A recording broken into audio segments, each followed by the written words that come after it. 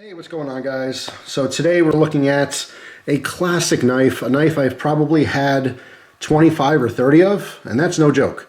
That is the Kershaw Leek, all right?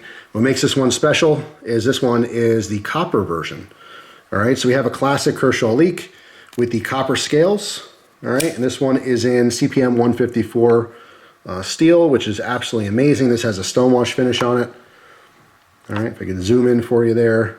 You can see that. All right, take a look at the back here. So you got the American flag. This model number is a 1660 CU. All right, obviously Ken Onion design, and down here in the bottom, CPM 154.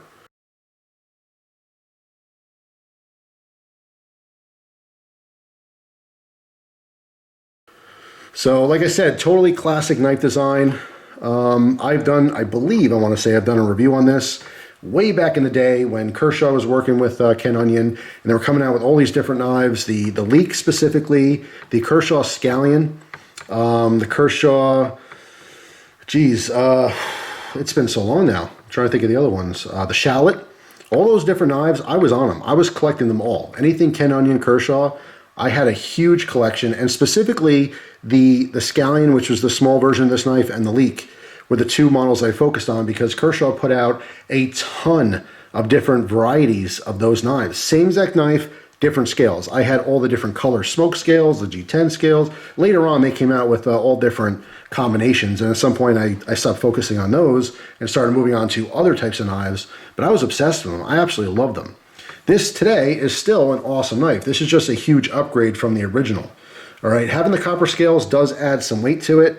It's some heft that I don't mind. And by the way, these did come nice and shiny. You can see clearly they're not shiny anymore. All right, that's just the natural patina that's going to form on the copper when you're using it, the sweat in your hands. You can, keep them nice and shiny. You have to wipe them down, after usage. Kind of be careful of what you're cutting and things like that. But more than not, people like these copper gear items. You see copper lighters and different types of flashlights and stuff. It's just really popular, both brass and copper, and people like to match it too. So they have a copper knife and a copper flashlight that goes with it. Anyway, the Kershaw Leek doesn't really need a whole lot of explanation, but if you haven't seen these before, all right, it's a flipper design on the back. This has the speed safe, all right, so it's an assisted knife. The original assisted knife, okay, mind you. When these came out, and I can't tell you an exact year on it, but I want to say maybe the late 90s. When these hit the market, this was huge. This was like, oh my God, that's like a switchblade, only it's legal. The assisted knife was like the thing. It was incredibly popular. That's why I focused on them so much. I thought it was so cool. Nowadays, there's tons and tons of assisted knives, and people kind of, not to say they forgot about them, because there's still plenty of awesome models being put out. ZT, obviously, part of Kershaw, KAI. They're still doing a ton of assisted stuff as well as other companies. But I have to say the interest in assisted knives has probably gone down quite a bit, since their first creation. But it's still a cool concept. Lockup is awesome on this, right? It is a liner lock here. If you're not familiar with these knives, these have a little safety that's integrated into the handle, and it could not be, an easier idea. So you have a little screw here with a plastic piece. Let me zoom in. All right, so you guys can see this. Just in case you're not familiar with these, although a lot of people are, there's people new in the knife scene every single day. So anyway, there's a little screw here that literally slides, and there's a plastic piece that's holding. When you slide it down, it prevents that blade from coming out. All right, so it literally just sits in the front there, right? For shipping purposes, you can crank down that screw so it can't accidentally open, but it just slides back and forth, all right? So it literally blocks the tip of that knife, all right, the blade, so that no matter how hard you push, it's not going to come out. All right, and then when you want to take it off, you can just pop that off. Also, obviously, for the pocket, okay, if you're a little fearful for some reason, you're going to bump into it or something, it's going to accidentally open your pocket, well, if you put the safety on, it's impossible to, okay? And there you go.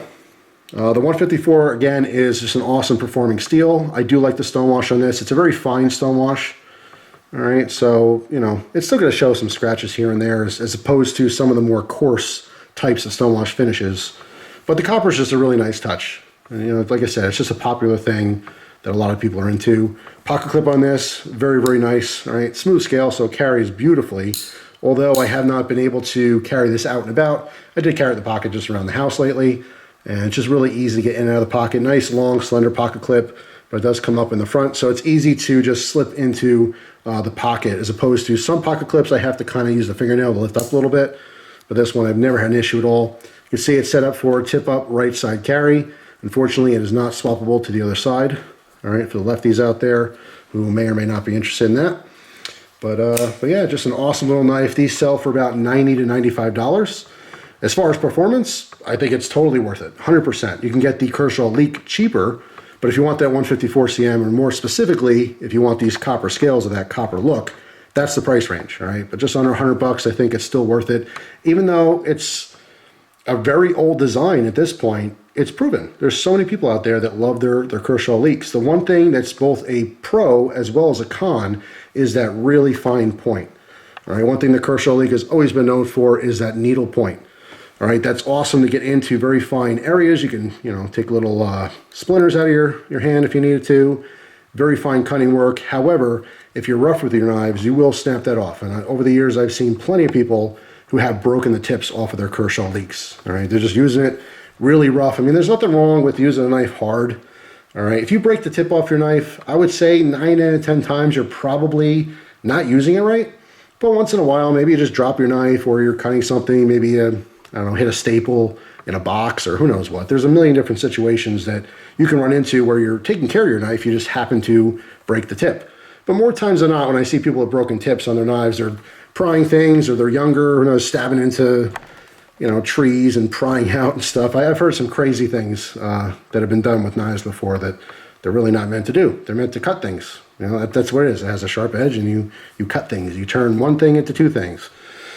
but yeah, I mean, to each their own. Once you buy a knife, you're allowed to do whatever you want with it. So that's really what it comes down to. Once it's your property, use it any way that makes you happy. But anyway, back to the actual knife. Just awesome. Little 3-inch blade. The assisted, like I said, I'm not super into assisted knives, but I have a special place in my heart for all of the Kershaw assisted knives from back in the day.